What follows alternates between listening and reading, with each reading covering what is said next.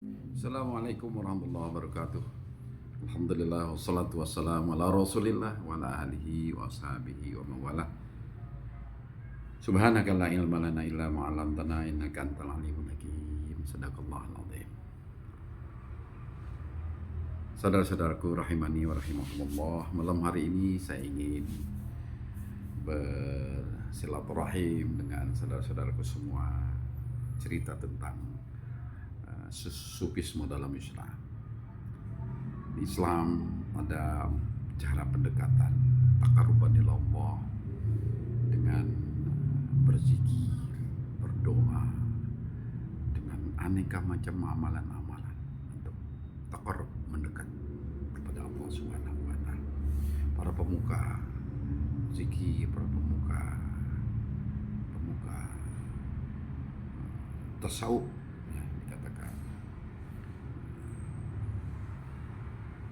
dengan aneka ragam amalan-amalannya, diantaranya Syekh Abdul Qadir Al-Jailani, Imam As-Sajidi, Imam Al-Asy'ari, lain-lain, dengan aliran-aliran sufisme dalam Islam.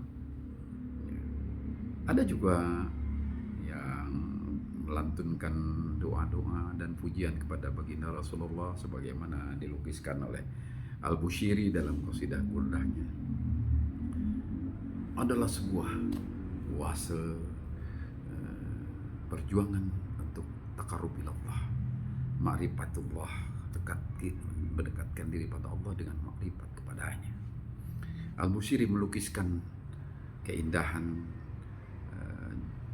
junjungan Rasulullah dengan puji-pujiannya.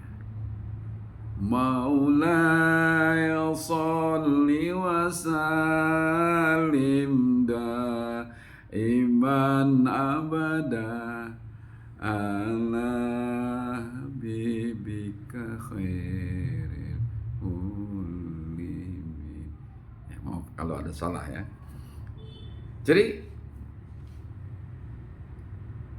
kasidah Burdah ini berisi tentang puji-pujian Al-Busiri kepada baginda Rasulullah sallallahu alaihi wasallam.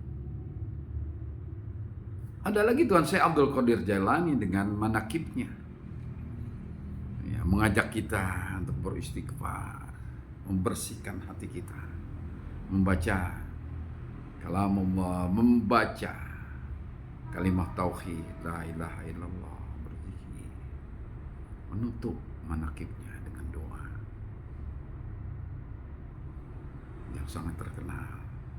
Ibadallah rijalallah aghisuna li ajlillah wa kunu aunana billah sanallah wa ya Allah wa ya Adab wa ya Sadat ya Albab wa antum ya ulil albab ta'ala wa ansurulillah. Salnakum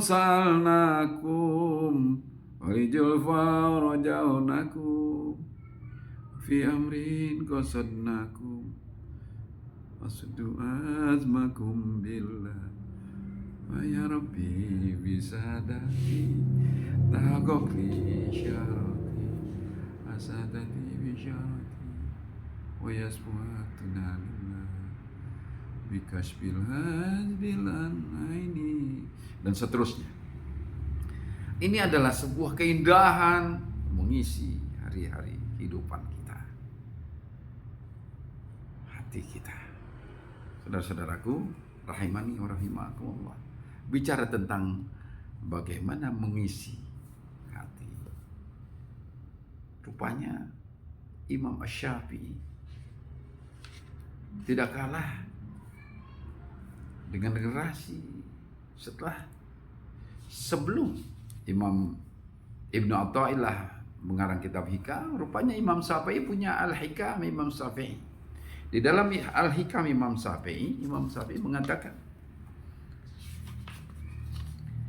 hayatul ardi biddiya, bumi menjadi hidup oleh hujan.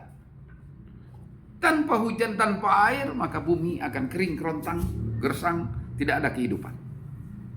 Begitu juga manusia.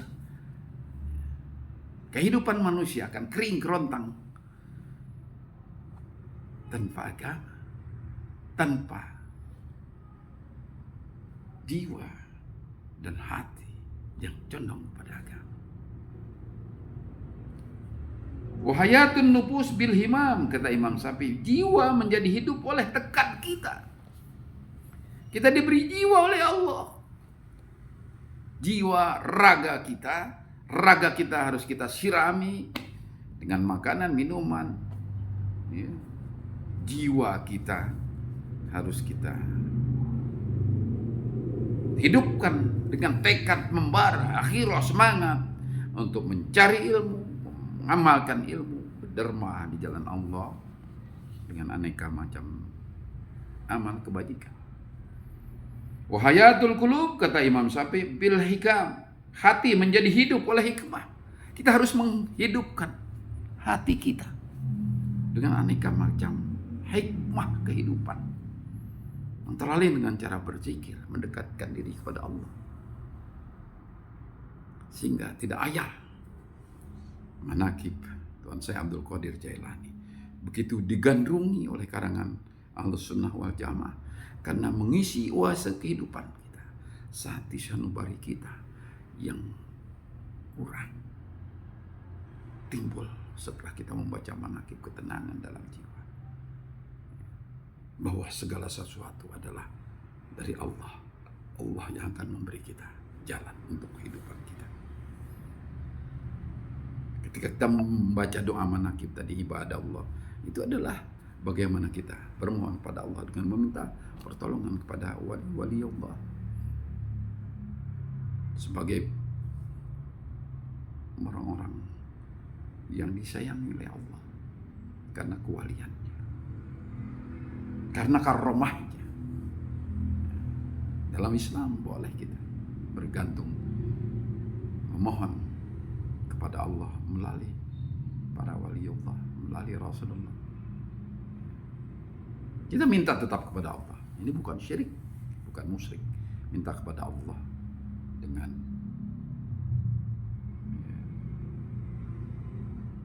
menjadikan para wali Allah sebagai penolong kita untuk mendoakan kepada Allah Subhanahu wa Ta'ala. Karena mereka adalah orang-orang yang penuh karamah.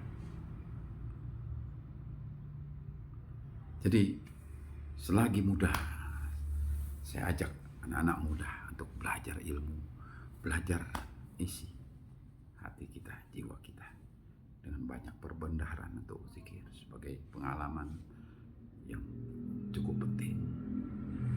Imam Ghazali menyatakan auradul muslimin fi shalah wa fi qiraatil Quran wa fi zikri wa fi qiraatil ilmi wa fi tafakkuri. Aurat muslim adalah pada waktu salatnya, pada waktu membaca Al-Qurannya, pada waktu berzikirnya, pada waktu dia mengajarkan atau belajar ilmu, dan pada waktu dia tafakkur. Hubungan dengan Allah dan hubungan dengan Allah dan hubungan dengan manusia dengan banyak berderma.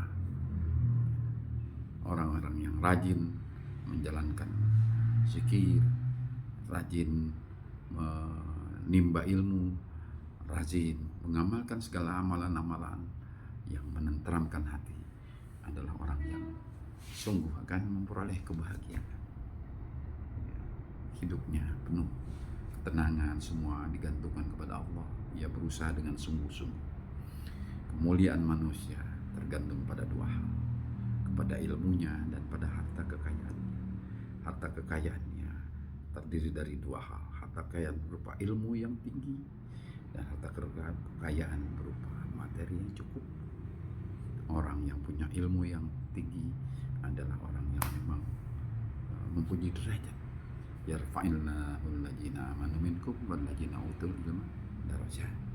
Orang yang punya kewibawaan terhadap harta bendanya juga adalah orang yang punya nilai tambah yang baik, karena untuk mencari jenjang keridhaan Allah kita perlu beribadah, perlu gizi kita, sedekah perlu harta kekayaan kita, berinfak sedekah perlu harta kekayaan kita, berzakat perlu harta kekayaan kita, berangkat haji perlu harta kekayaan kita, membangun masjid, membangun pondok pesantren, kita harus kuat secara finansial dan kuat secara ilmu. Wabtaghi bima ataakumullahu darul akhirah, kata Allah di dalam surah Al-Qasas, carilah dari apa yang Allah karuniakan pada kita darul akhirah, pahala akhirat. Wala tansa nasibaka minad dunya, jangan lupa nasibmu di dunia. Mudah-mudahan kita selalu berjalan seimbang antara kehidupan rohani dan jasmani kita, dengan banyak berzikir di samping kita mengisi kehidupan dengan aurat muslim yang 5 yang tadi. Salat kita yang baik, penuh khusyuk, qiraatul Quran kita, zikir kita, tafakkur kita, dan hal-hal lain yang berdimensi sosial. Mudah-mudahan ada berkah manfaatnya. Ya, mari kita hidup dengan sukacita, dengan pendekatan diri kepada Allah yang cukup, dengan menjalani kehidupan secara seimbang antara dunia dan akhirat. Dan kita berharap kita kembali dalam husnul khotimah dan kini dalam istiqomah menjalankan segala perintah Allah. Allahumma fiqh ila aqwamit thoriq. Assalamualaikum warahmatullahi wabarakatuh.